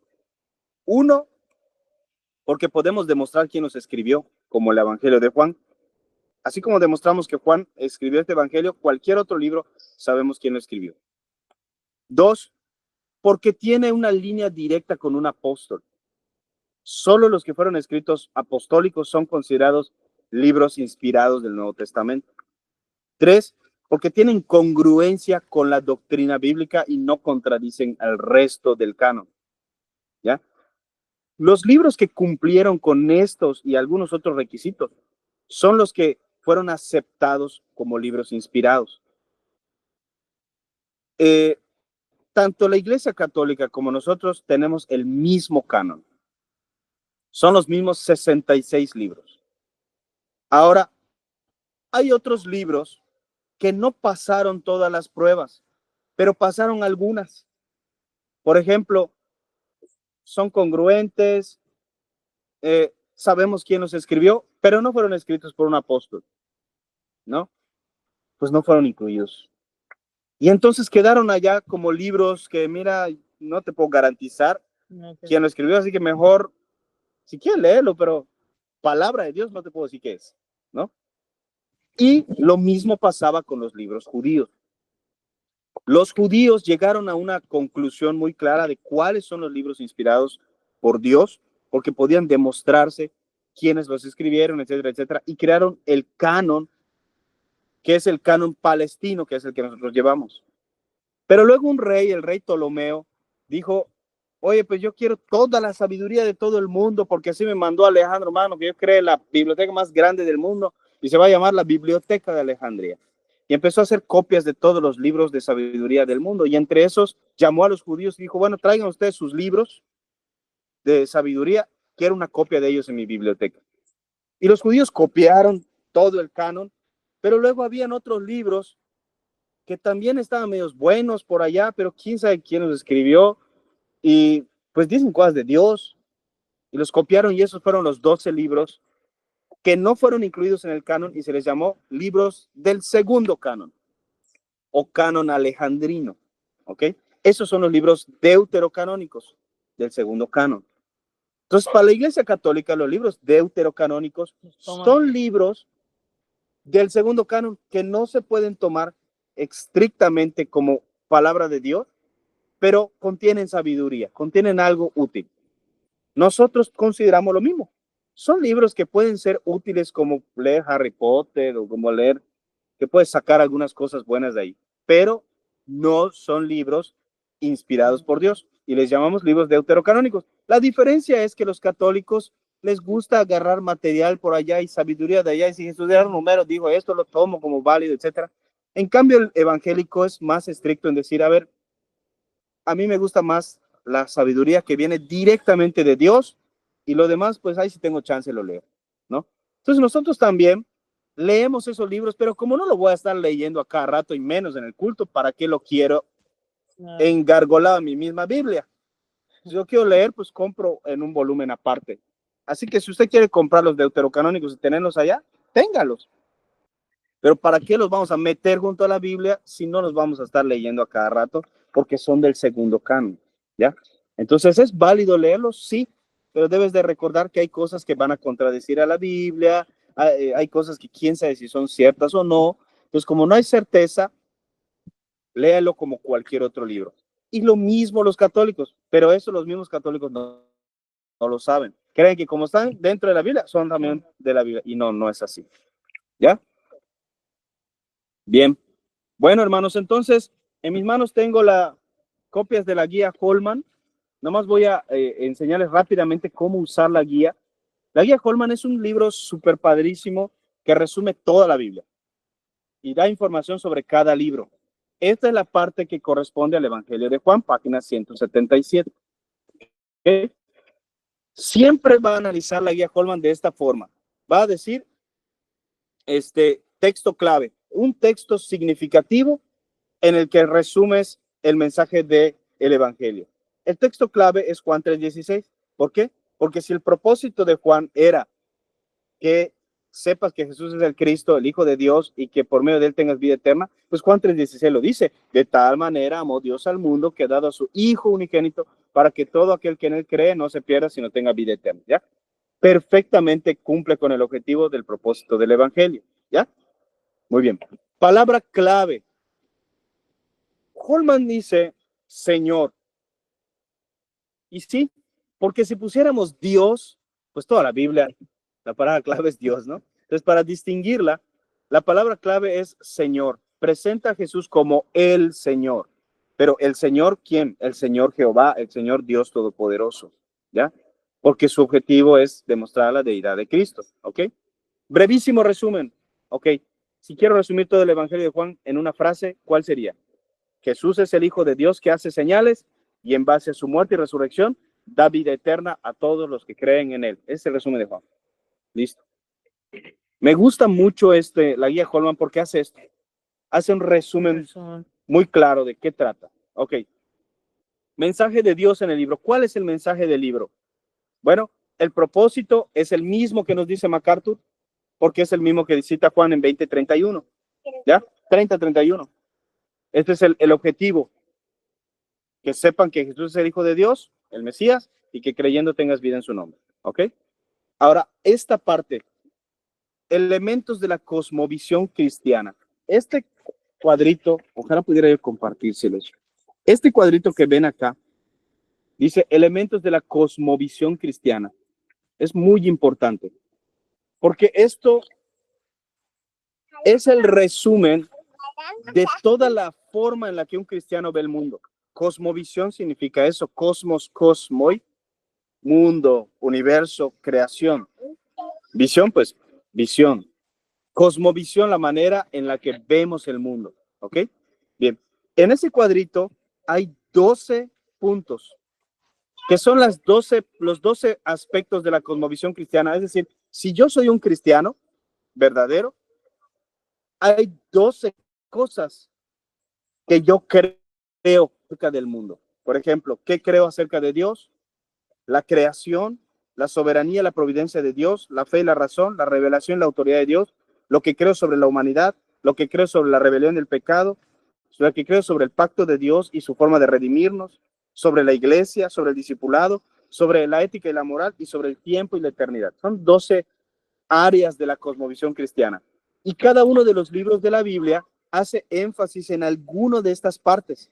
Al final, si tú te lees toda la Biblia, lo que va a ocurrir es que tú vas a tener la cosmovisión cristiana completa. Vas a ver el mundo en la forma en la que un cristiano la ve. ¿Ok? Es como lo que estudiamos igual en la membresía, ¿no? Sí, lo que estudiamos en Prácticamente. membresía son todas las doctrinas, ¿no? Al final de membresía, pues tú tienes una forma de ver el mundo, ¿ya? Ok. Juan hace énfasis en 3 aspectos de la cosmovisión cristiana: pacto y redención, discipulado y el tiempo y la eternidad. ¿Por qué? Porque nos habla acerca de la salvación a través de Jesucristo, pacto y redención, el discipulado, que Jesús nos llama a ser sus discípulos y a hacer otros discípulos, y tiempo y eternidad, que Jesús volverá por su iglesia un día y nos dará la vida y viviremos eternamente con él. ¿Ok? Entonces estos 3 aspectos de la cosmovisión cristiana son los que Juan hace énfasis. ¿Ok? Enseñanza sobre Dios. ¿Qué enseña sobre Dios? Bueno, la más importante, que Jesús es Dios.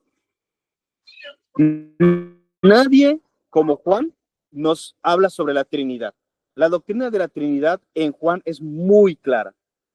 Por ejemplo, Jesús nos dice: y yo rogaré al Padre y os enviará otro consolador. Entonces vemos las 3 personas de la Trinidad funcionando. Y Señor, ¿cómo es que te manifestarás a nosotros y no al mundo? Ah, pues es que el Padre y yo vendremos y habitaremos en ustedes por medio del Espíritu Santo. Entonces, yo y el Padre uno somos. Y frases como esa dejan muy en claro una doctrina acerca de Dios, que Dios es un Dios trino, es un Dios en 3 personas, que Jesús es su Hijo y Dios al mismo tiempo, y que su espíritu lo comparten entre ellos. Tienen un mismo espíritu. Entonces, enseñanzas acerca de Dios, que Jesús es Dios, que Dios es un Dios trino y que las 3 personas, pues, son iguales. Son la enseñanza más importante. Las 7 veces que Jesús menciona el yo soy el pan de vida, yo soy el buen pastor, yo soy la puerta de las ovejas, yo soy el camino, yo soy la verdad, yo soy la vida, yo soy la resurrección y la vida. Los 7 yo soy, ¿no? Que demuestran que Jesús, pues sí dijo ser Dios, ¿ya? Bien, enseñanza sobre la humanidad, pues nos enseña que la humanidad es pecadora y necesita Salvador. Enseñanza sobre la salvación, pues que la salvación solamente se puede obtener por gracia, creyendo en Jesucristo. ¿Ok? Bien. Luego hay una parte que dice Cristo en Juan. Aquí, un pescadito y dice Cristo en Juan. En todos los libros de la Biblia, Holman hace esto. ¿Dónde podemos ver a Jesucristo en este libro? ¿Qué parte, en qué aspecto menciona a Jesucristo? Pues en Juan es muy claro porque pues, es un evangelio. Esta parte es más útil en libros como, por ejemplo, no sé, Esther.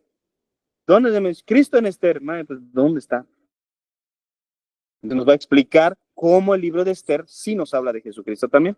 Pero bueno, acá, ¿listo, Juan? En Juan Jesús es el Logos, es la palabra, el verbo de Dios que estaba con Dios en el principio y que vino, que se hizo carne y que habitó entre nosotros. ¿Ok? Muy bien. Ahora, ¿cuándo sucedieron los eventos de este libro? Ahí está, es lo que mencionaba Luz. Y les decía yo esto, si tenemos que tener fechas claras, vamos a usar las de la guía Holman. Según Holman, este libro fue escrito trata de la historia que ocurrió entre el año 26 después de Cristo y el 30 después de Cristo, que son los años en los que Jesús estuvo en su ministerio. ¿Ya? Rápidamente, para que no nos perdamos. Dice Mateo, por ejemplo, dice Mateo que en el año 15 del reinado de Tiberio César, Juan el Bautista empezó a predicar. 15 año del reinado, o sea, 15 años después de que Tiberio César empezó a reinar, Juan el Bautista bautizó a Jesús. ¿Ok? Bueno, ¿cuándo empezó a reinar Tiberio? Eso es muy fácil porque esos son registros que todo el mundo sabe, en el 11 después de Cristo. Si nosotros sumamos 15 más 11, ¿cuánto da? 26. Ok, entonces nosotros sabemos que en el 26 después de Cristo, Jesús fue bautizado. Ok, entonces los acontecimientos que Juan relata empezaron en el año 26 después de Cristo. ¿Y cuándo terminaron? Bueno, pues con su muerte y resurrección. ¿Cuándo fue crucificado? Jesús tuvo 3 años y medio de ministerio. ¿Cómo lo sabemos? Porque en el libro de Juan, Jesús sube 4 veces a Jerusalén para celebrar la Pascua, y la Pascua se celebra una vez al año. Entonces, si en la última Pascua Jesús fue crucificado, fueron entonces 3 años completitos y medio más, ¿ya? La primera Pascua judía fue en la primavera boreal, o sea, del hemisferio norte, del 27 después de Cristo.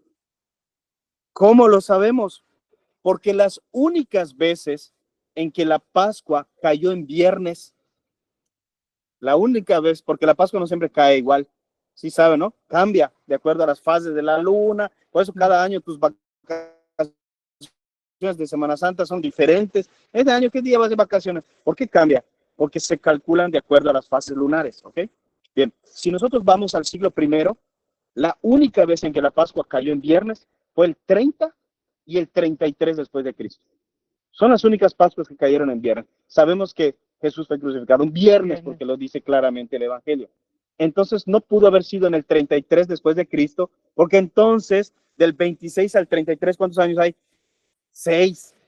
No puede ser, porque solamente 4 veces fue a la Pascua Jesús. Entonces, ¿en qué año fue crucificado Cristo? En el 30 después de Cristo. ¿Sí me di a entender? Está medio complicado, pero cosas como esas son las que los estudiosos de la Biblia sí parecen enrevesadas, pero esto es lo que es nuestro trabajo. El trabajo de los pastores, los teólogos es este. Yo no me paro allá a explicarles estas cosas desde el púlpito, o no debería hacerlo tanto, pero tengo que estudiarlo para poder dar mensajes que sean fundamentados, precisos. Pero ahora ustedes están estudiando más profundamente la Biblia. Esto no es una prédica, es una clase. Entonces, estas pequeñas cositas nos dan detalles de cómo se estudia la Biblia. Cosas como esta nosotros le prestamos atención. En el 15º año del reinado de Tiberio, yo voy a los libros de historia y empiezo a buscar, no sé, la vida de los Césares, de Tácito, y me he hecho el libro completo para ver cuándo reinó Tiberio, ¿no? Y así entonces yo ya tengo que fue en el 11. Luego, el viernes de Pascua, ¿cuándo fue Pascua? Empiezo a buscar en los calendarios judíos qué Pascuas cayeron en viernes. Veo que fue el 30 y el 33.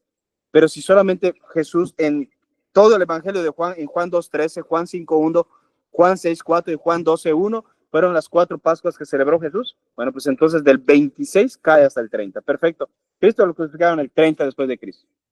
¿Ya? Y así es como vemos nosotros fechas exactas. ¿Vale? Entonces, estos sucesos que se relatan en Juan ocurrieron entre el 26 y el 30 DC. ¿Cómo encaja Juan en la historia divina? A ver, esto creo que tengo que explicarlo un poquito más. La historia divina. Una cosa es la historia mundana, lo que tú lees en los libros de historia, no, que la prehistoria, la historia, el mundo antiguo, la época helenística, la época clásica, el Renacimiento, la Edad Media, la era de la Ilustración, la Revolución Industrial, y luego la era moderna y nuestra época, que es llamada la época contemporánea, ¿no? Así dividen los historiadores la historia humana, ¿ok? Pero Dios divide la historia de una manera diferente. Nosotros creemos que la historia divina está dividida en varias fases, varias etapas en las que Dios se fue revelando. Esto también lo he mencionado, creo que está la prédica guardada en cómo estudiar la Biblia, si no me equivoco, una prédica de septiembre. Si no, ahorita no faltes en septiembre, se va a repetir. Cómo estudiar la Biblia, y hablamos sobre las dispensaciones. El mundo, según Dios, se divide en varias etapas. Por ejemplo, una etapa es la etapa antes de la caída del hombre. cuando el hombre estaba en el huerto del Edén. Le llamamos la edad de la inocencia, es la primera edad, la primera dispensación. Pero luego Dios le da un propósito al hombre, le da una ordenanza, el hombre falla y es castigado. Pues se repite eso. Lo sacan del jardín del Edén y empieza una nueva dispensación. Le llamamos la segunda edad, la edad de la conciencia. ¿Okay? Es el hombre fuera del huerto del Edén y hasta antes del diluvio. Dios le da un propósito al hombre, el hombre falla y es castigado. Viene el diluvio. ¿Ya? Y empieza una nueva edad, la tercera dispensación, la edad del gobierno humano. Dios le da al hombre un nuevo propósito, bla, bla, bla, nuevamente. Y así hay 7 u 8 edades en toda la historia de la humanidad. Esa es la historia divina. ¿En qué parte de la historia divina cae Juan? Bueno, para nosotros cae en la dispensación de la gracia, que es la nuestra, la que actualmente estamos viviendo. ¿Ok? Holman también divide la historia divina en 7 partes. Entonces, yo les voy a mandar la imagen, todo el PDF para que vean al principio cuáles son estas 7 edades en las que Holman lo divide. Si quieren manejar estas, está muy bien. Si quieren manejar las dispensaciones clásicas, que son las que nosotros enseñamos aquí en la iglesia, también son válidas. Si se dan cuenta, coinciden. ¿Sí? Entonces, lo importante es que Juan queda en la dispensación de la gracia. Holman le llama en la redención. Dice, Juan relata el capítulo 4 de la historia divina. Para Holman es la parte 4, que es el capítulo más importante, donde Dios paga el precio de la redención y comienza su reino a través de Jesucristo. ¿Ya? Bien. Entorno histórico original. Ahí está, autor y fecha, lo que decía Luz. El apóstol Juan escribió esto probablemente alrededor del 80 y 90 después de Cristo. ¿Ok? Y habla Holman de lo mismo que ya hablamos y lo mismo que dice MacArthur, las evidencias de esto. Ya lo mencionamos, no lo vamos a repasar. ¿Para quién fue escrito? Bueno, fue escrito para judíos que vivían en Asia en el primer siglo. ¿Por qué? Porque Juan era pastor de la iglesia de Éfeso, que queda en Asia en el primer siglo. Pero curiosamente, aunque fue escrito para creyentes, es el libro más evangelístico de la Biblia. Esto porque Dios lo quiso así. ¿Sí? Muy bien. Y por último, características literarias. ¿Qué género es? Ya lo dijimos. Es un evangelio. ¿Ok? Características del libro y estructura, ya lo dijimos. Hay un prólogo, un epílogo y entre ellas 2 partes. ¿Ok? Muy bien. Pues bueno, hermanos, este es el Evangelio de Juan. Un libro precioso, un libro muy bonito y lo vamos a empezar a estudiar parte por parte la próxima semana. Por lo pronto vamos a darles el material en la noche. Échenle una leída, estúdienlo. ¿Qué estamos buscando con esto, hermanos? Lo mismo que Juan buscaba con su Evangelio. Yo lo que quiero es que ustedes conozcan que Jesús es el Cristo, que Jesús es Dios y que crean en Él y de esta forma ustedes también tengan vida eterna. Esto es lo que buscamos en este diplomado, esto es lo que buscamos en este ministerio, pero estamos yendo un poquito más profundo, cosas que no todo cristiano conoce, para que usted conozca su Biblia de pe a pa. Van a surgir preguntas, van a surgir dudas en la medida en la que ustedes estudien. Nuevamente, si ustedes no tienen una base, pues no van a saber qué preguntar. Así que entiendo que hoy no haya muchas preguntas, pero yo espero que la próxima semana sí las haya. ¿Ok? Vamos a tratar de tener el material antes para que ustedes lo puedan leer. Vamos a estar viendo cómo que ustedes tengan las copias o si ustedes quieren comprar el libro. La verdad es que Amazon te lo tiene en 2 días, ya llegó a tu casa. Y ya la pudieras tener. Y si quieren seguir sacando copias, pues podemos hacerlo. Sí, Saúl. Yo tengo una duda, ¿cómo qué cosas necesitamos estudiar así en profundidad para la siguiente semana? Las mismas copias que les vamos a dejar, esas vamos a leer. Estudia a profundidad las copias que tengan. No le metamos más, porque si el objetivo es acumular información, santo Dios, no acabamos. Por eso elegí una guía muy sencilla, la Holman, y una un poco más exhaustiva, el John MacArthur, para que tengamos dos perspectivas. Una facilita con dibujos y otra más profunda. Con eso tenemos suficiente. ¿Ya? Sí. Muy bien. Pues bueno, hermanos, si tienen alguna otra duda, vamos a terminar. Disculpe, pastor. Bueno, ¿sí me escucha? ¿Sí? Leina. Sí, Leina. ¿Sí? ¿Te Sí. escuchamos? No sé si dio la respuesta o yo no la capté. ¿Cómo encaja Juan en la historia divina? Nos dijo, ok. ¿no? Exacto. Primero explicamos qué es la historia divina.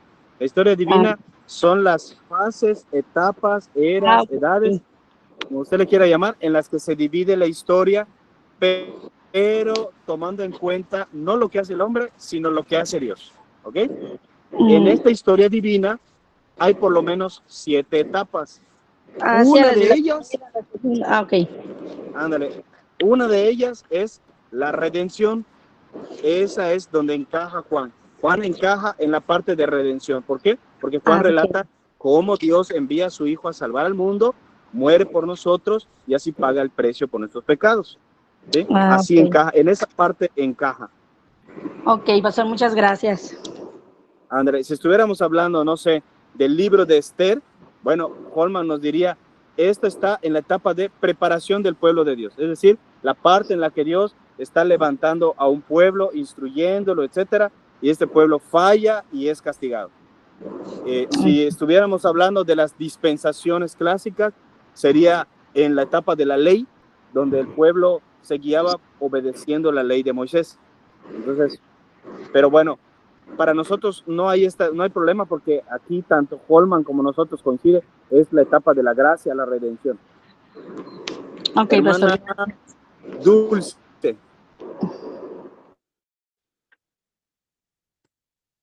Hermana Dulce, levantó la mano. Ahí está la mano.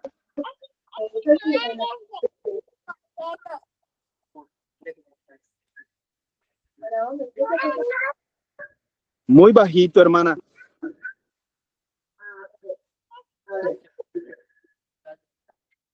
A ver, ¿me escucha mejor así? Ya le escuchamos mejor. Ok.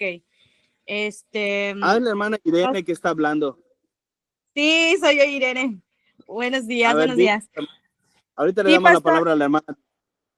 Pastor, usted mencionaba como que al principio, bueno, mencionó que el libro de Juan no tiene parábolas, ¿es correcto? Sino más bien se enfoca en lo que decía Jesús. Sí, o sea, como característica número 1, Juan se enfoca no tanto en lo que Jesús hacía, sino en lo que Jesús decía. Es decir, no tiene una estructura narrativa. ¿Ok? No tiene una estructura narrativa cronológica. Jesús hizo esto y después de estas cosas Jesús hizo esto. Y después de estas cosas Jesús hizo esto. Y después de estas cosas Jesús hizo lo otro. No es así. En el Evangelio de Juan se centra en los discursos de Jesús. Y en cuanto a los discursos, tiene una característica también, que sus discursos no contienen parábolas, sino que tiene enseñanzas desarrolladas. ¿Ya? Son dos puntos aparte. Uno, que no tiene una estructura narrativa, no lo que Jesús hacía, sino lo que decía. Y 2, que en sus secciones de discurso no contiene parábolas. Ok, muchas gracias. Ahora sí, hermana Dulce. Buenos días, pastor. Buenos Disculpe días. la pregunta, ¿cómo se podría adquirir el libro por Amazon, por medio de Amazon? Pues con la aplicación de Amazon. Pero ¿cómo es el libro? Si hay gente que... les paso los datos por el grupo de WhatsApp. Ok. Les paso el enlace directamente para que ustedes puedan solo darle clic. Ok, muchas gracias, pastor. Directamente a la tienda. Muchas gracias. Ándale. Bien, ¿alguien más tiene alguna duda, alguna pregunta? Bien, hermanos, solamente quiero comentarles, es necesario que estemos puntuales en la clase el próximo domingo, porque si no, ya estoy explicando y tengo que estar autorizándoles porque están entrando tarde. Entonces, son una distracción y no sé de repente si se quedan esperando en sala de espera que yo les dé ingreso. Entonces, voy a pedirles un favor. La próxima semana vamos a conectarnos a las 9 en punto y de 9 a 9:15 tenemos para que todos se conecten. ¿Ok? Y demos ingreso a todos. Y 9:15 en punto, sin un minuto más, arrancamos con la clase porque yo espero que la próxima clase sí ya podamos grabarla. A los que vienen acá también, que estén presencial, que vengan puntuales. Yo les recomiendo que estén aquí en persona. Hay calor, sí hay calor, hermanos. Pero de repente sí hay menos distracción. También les pido que tengan su libreta a mano. Que tengan su libreta a mano. Hoy hay dirección, están acá mis chiquitos, pero el próximo domingo no van a estar. Entonces, que tengan su libreta a mano y que estén anotando. Porque si no, se me van a dormir, se van a aburrir, etcétera. Y no van a recordar mucho de lo que estamos mencionando. El material es para que ustedes lean, subrayen y relean. Y después, terminando cada sección, tenemos un parcialito, un examencito chiquitito, breve, para que no tengamos un mega examen por partecitas. Para que ustedes recuerden, el examen tiene como objetivo recordarles todo lo que estamos mencionando, no tanto evaluarlo. Pero yo les pido, hermanos, que se despierten, tenga su taza de café, su agua fría, lávese la cara, siéntese derechito para que pueda captar cada cosa. Va a ser de mucha bendición para nosotros en la medida en la que prestemos atención y sobre todo le demos la importancia. Amén. Bien. Pues hermanos, si no hay ninguna otra duda, ninguna otra pregunta, ¿no?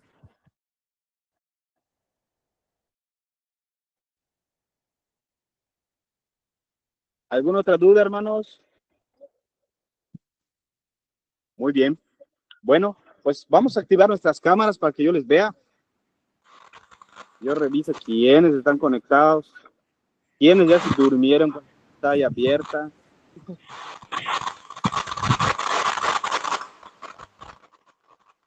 Limpie su CM.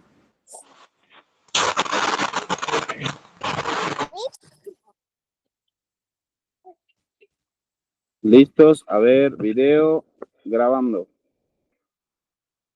Muy bien. Activen sus cámaras, hermanos. Vamos a ver los 20 más que están conectados. Bien, bien, bien. Muy bien. Landy, Keren, Jorge, Jesús, Jenny, Isaac, Irene, Erika, Emilio, Dulce, Clara, Carmen, Ana Lilia, Ana Rosa, Ana, Álvaro, Alex. Muy bien. Y aquí están otros hermanos. Vamos a grabarlos. Muy bien. Muy bien, hermanos. Bueno, creo que hay personas que ya se perdieron la primera clase.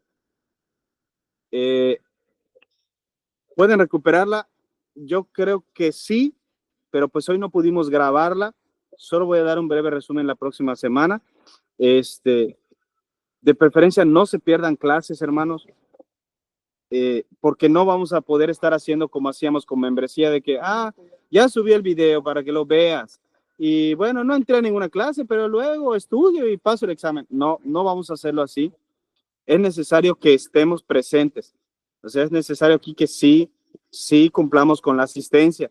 Entonces, por favor, no cuenten con el que luego veo los videos y paso el examen, porque no lo vamos a hacer así en esta ocasión. ¿Vale? Muy bien. Pues bueno, amados hermanos, vamos a orar y nos despedimos. Padre, en el nombre de Jesús te damos gracias en esta hora, porque tú eres bueno. Te bendecimos, Señor. Te damos gracias por tu enseñanza. Hoy quizá no estudiamos propiamente tu palabra, pero estudiamos lo que hay alrededor de ella y nos gozamos, Señor, en irnos contentos de saber que tu palabra es verdad, que la Biblia que hemos tenido, Señor, es exacta, que es un milagro, Señor, que demuestra que tú existes, el que nosotros tengamos una palabra tan precisa. Y te damos gracias porque a través de 2 milenios, Señor, 20 siglos, nos hablas a través de este ancianito, este viejito que pensó en dejarnos palabra precisa que solo él escuchó para que todos tus demás discípulos pudiéramos enterarnos. Gracias por Juan, Señor. Gracias por tu palabra. En el nombre de Jesús. Amén. Bien, amados hermanos, pues Dios les bendiga. Estamos despedidos. Nos vemos en la noche para el servicio de adoración.